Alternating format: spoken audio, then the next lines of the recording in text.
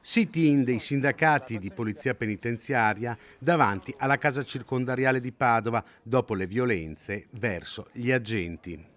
L'ultima aggressione è costata a un agente della polizia penitenziaria in servizio al carcere Due Palazzi una prognosi di 50 giorni, una situazione insostenibile in quello che fino a pochi anni fa era la punta di diamante per le attività educative e lavorative che sostenevano i detenuti. A scatenare la violenza pochi soggetti, raccontano gli agenti in protesta. Questi detenuti prima hanno iniziato ad attaccare, a distruggere la struttura, quindi ad oggi si calcola all'incirca 70.000 euro di danni.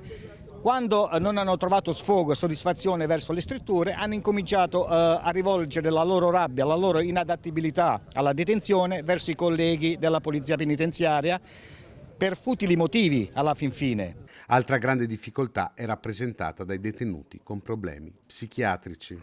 Non è che questo man mano, passo passo, hanno fatto sì che qualificassero del personale, assumessero del personale, aumentassero dei psichiatri, del personale sanitario, sociosanitario, anzi utile a curare, a contenere questi detenuti. Noi non siamo pagati sicuramente per prendere le botte, non siamo un sacco da box, non siamo carne da macello.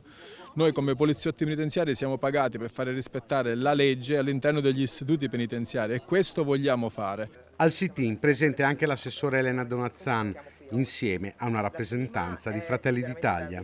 Il carcere di Padova continua a essere un'eccellenza per il lavoro che viene fatto, per le attività che si svolgono. Personalmente mi sono occupata spesso di formazione. Continua a essere un'eccellenza forse per questo che mandano casi difficili e questo è delicato, perché un'eccellenza sottoposta a grave stress rischia di non avere poi non il titolo di eccellente, ma di vedere garantita la sicurezza dei lavoratori, perché questa deve essere la nostra prima preoccupazione.